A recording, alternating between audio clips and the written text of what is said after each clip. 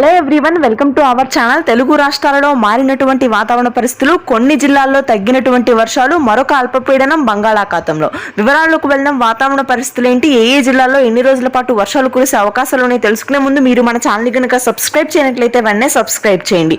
ముఖ్యంగా రెండు తెలుగు రాష్ట్రాల్లోనూ అల్పపీడన ప్రభావం మరొకసారి ఉండనుంది. మొదటి వారం వరకు కూడా ఇదే విధంగా వర్షాలు కొనసాగుతాయి. బంగాళాఖాతంలో కొనసాగుతున్నటువంటి ఉపరితల ఆవర్తన ద్రోణి అల్పపీడనంగా మారనుంది. ఈ నెల 23న ఏర్పడినటువంటి అల్పపీడనం ఒడిశా వద్ద తీరాన్ని దాటింది. ఇప్పటికే దీని ప్రభావంతో ఉత్తరాంధ్ర, మధ్యాంధ్ర జిల్లాల్లో భారీ వర్షాలు కురుస్తున్నాయి. 2 రోజుల పాటు వర్షాలు కొనసాగే అవకాశం ఉంది. గుంటూరు, కృష్ణా, కోనసీమ, విజయనగరం, వైజాగ్, ఆ తర్వాత శ్రీకాకుళం ప్రాంతాల్లో ఈ రోజు రాత్రికి మోస్తరు నుంచి భారీ వర్షపాతం ఉంటుంది. ఇక ఉత్తర తెలంగాణ జిల్లాల్లో కొంతమేర ఈ రోజు ఉష్ణోగ్రతలు పెరిగి వర్షాలు తగ్గుముఖం పట్టనున్నాయి.